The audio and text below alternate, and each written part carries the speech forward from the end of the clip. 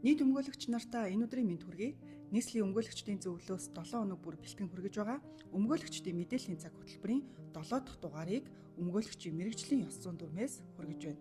Тус дүрмийн 46 дугаар зүйлийн 46-гийн 1-т өмгөөлөгчийн ёс зүйн зөрчилд өмгөөлийн тухай хуульд заасан хариуцлага хүлээлгэнэ.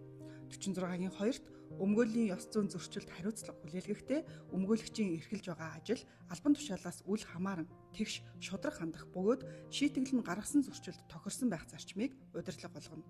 46-гийн 3-т өмгөөлөгчийн ёс зүйн зөрчилд хариуцлага хүлээлгэхдээ дараах хүчин зүйлийг харгалзана. 46-гийн 3-ын 1-т зөрчлийн хүрээ, 3-ын 2-т учруулсан хор уршгийн хэмжээ, 3-ын 3-т гин буруугийн хэлбэр, 3-ын 4-т зөрчлийн шалтгаан нөхцөл байдал, 3-ын 5-т сүүлийн 1 жилийн дотор шийтгэл хүлээсэн эсэх, 3-ын 6-ад зөрчил нь хуулийн засаглал, шүүх эрх мэдэл болон өмгөөлөгчөд итгэх олон нийтийн итгэлд нөлөөлөх байдал, 3-ын 7-д өмгөөлөгч гаргасан зөрчилдөө чин санаанаас гэмшсэн буюу зөрчлөө сайн дураар илчлэн ирсэн, 3-ын 8-д өмгөөлөгчдийн холбооноос хэрэгжүүлж байгаа чиг үүргийг хувьдаа урвуулсан байдал, 46-гийн 4-т өмгөөлөгчийн ёс зүйн зөрчил гаргасан нь нотлогдоогүй бол хариуцлага хүлээлгэхийг хориглоно.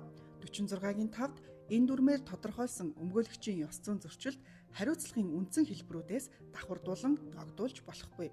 46-гийн 6-ад нэг зөрчилд зөвхөн нэг удаа хариуцлага хүлээлгэнэ. 46-гийн 7-д өмгөөлөгчийн ёс зүйн зөрчилдөө эрүүгийн болон зөрчлийн тухай хуульд заасан хариуцлага хүлээсэн эсэх нь энэ дүрмийн дагуу хариуцлага хүлээлгэхээс чөлөөлөх үндслэл болохгүй. 46-гийн 8-д мэргэжлийн хариуцлагын хороо энэ дүрмийг зөрчсөн эсэх маргааныг хянан шийдвэрлэх ажиллагааг өмгөөлөгчийн ёс зүйн маргаан хянан шийдвэрлэх журмын дагуу шийдвэрлэнэ. 46-гийн 9-т өмгөөлөгч нь мэргэжлийн хариуцлагын хорооноос шаардсан тохиолдолд үнэн зөв бүрэн мэдээлэл өгнө гэж заасан байдаг тул өмгөөлөгч та бүхэн мэргэжлийн ёс зүйн дүрмийг баримтлан ажиллахыг уриалж байна.